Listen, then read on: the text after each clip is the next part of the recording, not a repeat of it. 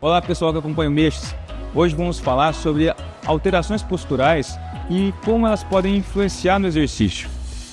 Hoje a gente vive um momento que muito se estuda a biomecânica do exercício e a gente fala de terrorismo biomecânico no exercício, que não deve existir, ou seja, aquele controle exagerado que não pode ser feito pequenas alterações na postura, por exemplo, nos levantamentos terra em competição, no qual existe um arqueamento das costas. Então existem algumas questões polêmicas em relação à postura no exercício. No entanto, apesar de não termos que exagerar muitas vezes nesse controle, alterações na postura, desvios posturais, como escoliose, que chama de genovalgo, que é o joelhinho para dentro, e outras alterações na postura, podem influenciar sim, significativamente, tanto na questão do desempenho físico, quanto na saúde do indivíduo que está realizando o exercício. Então a gente vai apontar algumas alterações posturais que podem influenciar negativamente e que devem ser corrigidas, ou pelo menos ter uma atenção especial para que esse indivíduo possa tranquilamente trabalhar com cargas elevadas, intensidade, impacto, sem que ele incorra em lesões mais à frente. Por quê? O exercício ele vai causar uma série de benefícios, aumento da força, hipertrofia. No entanto, as estruturas tendíneas e articulares, elas sofrem o estresse, que se for de forma exagerada, compensada, ela pode levar a um quadro progressivo de lesão, de desgaste da articulação, e é o que a gente não quer. Nós queremos longevidade no treinamento, independente se você é um indivíduo praticante apenas recreacionalmente ou se é um atleta buscando um alto desempenho. Vamos lá? Bom pessoal, a gente vai então fazer uma prática, fazendo uma pequena avaliação postural e as suas influências no exercício. Para isso convidamos a Carolina, que é personal trainer também, que ela formou no curso de Educação Física da Unifev e vai nos auxiliar. Obrigado, Carol, por estar aqui. A gente vai dar só uma olhadinha na postura inicial dela. Quando a gente prescreve o treinamento, a gente baseia inicialmente uma avaliação postural estática para avaliar desvios posturais como alterações do pé, pé pronado, supinado, aquele pezinho desabado ou arqueado, alterações do joelho, joelhinho para dentro ou para fora, alterações na pelve que possam influenciar na dinâmica do exercício, alterações posturais da coluna, dos ombros, para identificar uma possível escoliose e, claro, com auxílio de exames como radiografia que possam nos dar uma visão mais específica sobre essas alterações. A partir disso aí, a gente faz algumas avaliações dinâmicas, que a gente fala de avaliação funcional do movimento, para que a gente possa identificar se as alterações posturais influenciam significativamente na dinâmica do exercício. Já que, como a gente falou, uma alteração, por exemplo, joelho para dentro, com cargas elevadas ou até exercícios de impacto, podem aumentar o estresse em determinadas regiões do joelho por conta dessa alteração, assim como alterações na coluna. Então, a Carol, a gente estava dando uma olhadinha rapidinho nela, então ela vai fazer um exercício de agachamento. A gente pode observar, a gente observou que o pé dela, os pés dela são planos, com uma alteração que a gente chama de pronação, quando o pezinho desaba para dentro, a sola do pé olha para fora. Então, na perna direita, no pé direito, ele é mais acentuado na região do antepé, e na perna esquerda mais acentuado na região retropé, na parte posterior do pé. Isso pode causar alguma dificuldade, alteração ou malefício?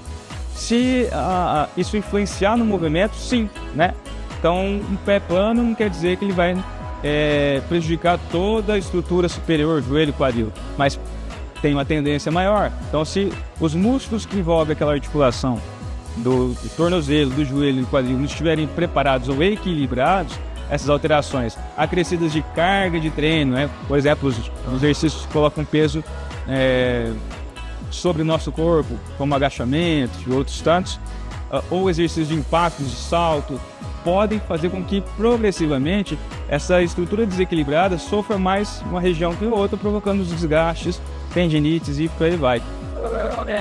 Lembrando que o nosso corpo, ele descarrega todo o peso sobre a primeira estrutura, que é os pés e tornozelo. Então, o pé, ele absorve grande parte do impacto da força compressiva, e se ele estiver desequilibrado, ele vai ser um fator que vai aumentar o estresse nas articulações superiores, joelho, quadril e coluna. Então a avaliação começa desde o pé, joelho, quadril, coluna, para a gente avaliar da onde está vindo essas possíveis alterações. Algumas alterações, elas são estruturais, né? E a gente não vai conseguir modificá-la, mas como eu falei, se os músculos estiverem equilibrados, a gente vai ter uma condição total de fazer exercícios com sobrecarga, com impacto, desde que seja sempre avaliado esse equilíbrio de encurtamentos, de fraqueza, força desses músculos. Então, para a gente observar, a Carol, ela tem o pé nessa alteração. A gente viu que ela tem um joelho levemente recurvado. O que é um recurvado? Perninha estendida para trás, o joelho dela fica para trás de uma linha imaginária que a gente faria para poder fazer a avaliação dela, né? Os joelhos também, fica de frente, são levemente aduzidos, né? A gente fala de geno valgo, e dinamicamente ela mostra um valgo dinâmico, a gente fala, ou seja, o joelho entra para dentro durante os movimentos de marcha, os movimentos, né, unilaterais, e isso pode ser um indicativo de contraindicar algumas atividades, pelo menos inicialmente, até que eu consiga fortalecer, equilibrar os músculos que são encurtados ou fracos, para que ela consiga aguentar essa sobrecarga sem lesões. Então a gente vai mostrar com o agachamento como que um dos exercícios que mais são usados nas academias deve ser utilizado, mas a sobrecarga ela deve ser progressiva, ou antes dessa sobrecarga deve ser sanado algumas alterações. Então, como ela apresenta essas alterações no pé, que levam também a alterações do joelho, eu tenho que avaliar através de testes que a gente faz para ver quais os músculos estão mais fracos e quais os músculos estão encurtados, para poder trabalhar em cima disso. A gente fez uma avaliação rápida aqui, não fizemos todos esses testes, mas a gente vai ver a dinâmica dela na musculação, no exercício de agachamento. Vamos lá? Vamos lá, agora a Carol vai fazer um agachamento só para a gente observar se existe alguma alteração no movimento dela. Ela já fez o agachamento sem peso, para a gente dar uma avaliada. Com a sobrecarga, às vezes pode mudar, né? Por isso que a gente faz a avaliação inicialmente sem sobrecarga, mas durante o treinamento a gente tem que observar para ver se existem essas alterações. Vamos lá, Carol? O que a gente pode observar? Ela faz um movimento muito bem equilibrado, né? Tanto na visão lateral quanto frontalmente. Mesmo tendo as alterações de joelho valgo, que a gente fala, né? Levemente valgo, ela consegue manter um bom equilíbrio, tendo alterações imperceptíveis, né? Por exemplo, jogar o peso muito para um lado, então ela joga o peso mais para o lado direito. A gente teria que fazer uma avaliação um pouco mais criteriosa em relação a joelho, pélvico, principalmente, para observar o porquê, né? Então a gente deu uma olhadinha enquanto ela estava fazendo o agachamento, ela apresenta uma rotação do que a gente chama de pelve para o lado direito, e isso faz com que ela tenha uma distribuição um pouquinho alterada de carga. No caso da Carol, apesar de ela não ter desequilíbrios tornozelo, mesmo tendo alterações apontadas de joelho, mesmo tendo as alterações de não ter desequilíbrio, quando ela faz o movimento, ela tende a jogar o peso um pouco mais para a sua direita. Se isso fosse muito acentuado, a gente contraindicaria o agachamento inicialmente, até que a gente consiga corrigir e melhorar essa distribuição através de fortalecimento dos músculos fracos, de correção de encurtamentos e também de exercícios que a gente chama de proprioceptivos, exercícios que melhoram a capacidade de equilíbrio. Nesse exercício, ele é vantajoso realizar descalço, como muitos têm feito, né? Então existe uma base fisiológica e biomecânica para que isso realmente seja benéfico. Então, principalmente pessoas que têm uma certa alteração, vão ser mais beneficiados. Mas esse que é o ponto-chave.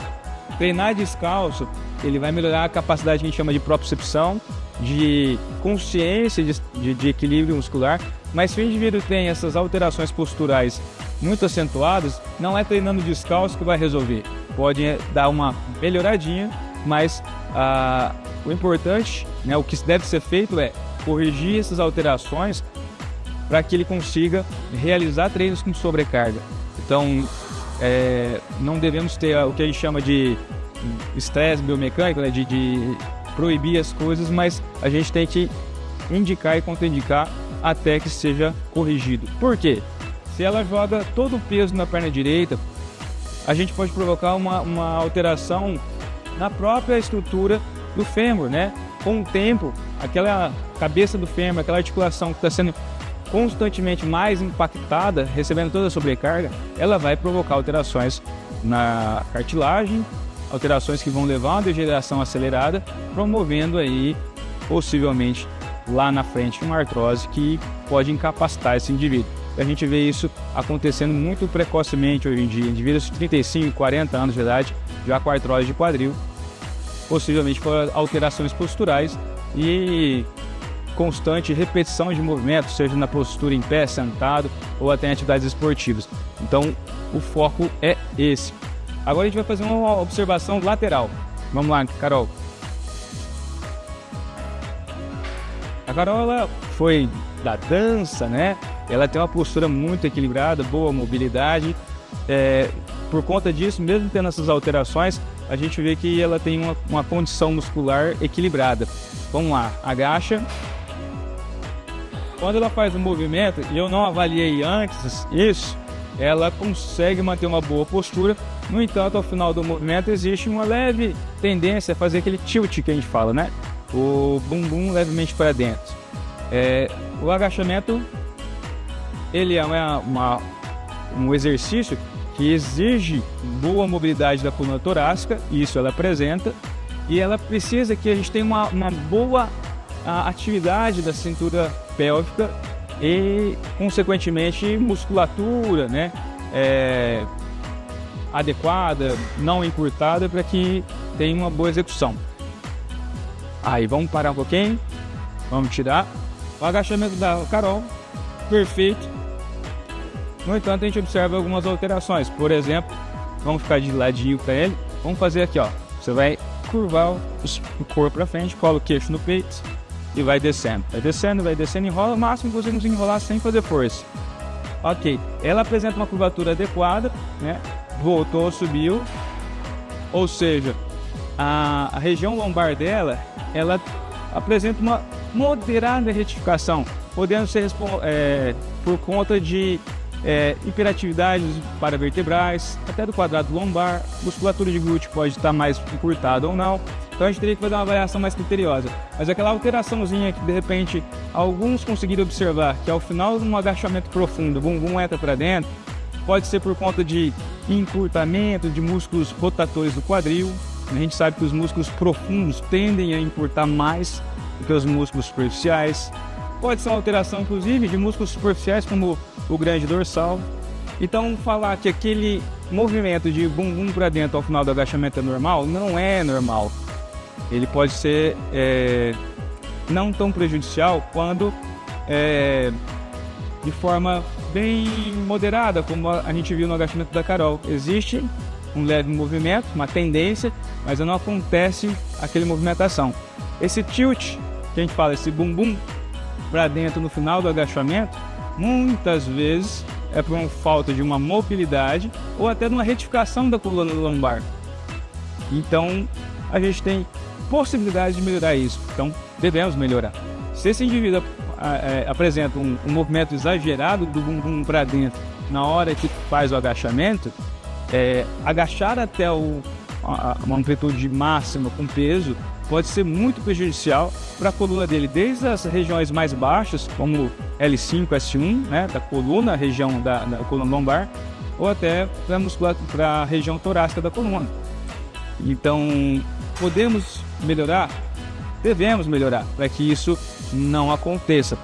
Então, a avaliação para a gente realmente detectar quais os motivos que levam a essas alterações é um pouco mais profunda e criteriosa do que essa que a gente fez aqui, observacional ali somente, né? Mas você que de repente já observou que você realiza, o seu colega, sua aluna de personal realiza isso, procure investigar ou mesmo direcionar para profissionais capacitados, como fisioterapeuta ou educador físico especialista em avaliação postural, para que possa corrigir esses movimentos, dessa forma dando condições para poder usar cargas elevadas, atividades mais intensas e até mesmo de impacto, sem causar problemas ou lesões no decorrer dos treinamentos, principalmente a médio e longo prazo, né? Lembrando que o exercício errado ou atividade exagerada, muitas vezes ela não causa a lesão hoje, mas com um acúmulo repetitivo de muitos e muitos anos naquela condição que não é equilibrada. Ok? Alguma coisa para comentar, Carol? Acho que não. Acho que é isso e tal. Espero que vocês tenham entendido.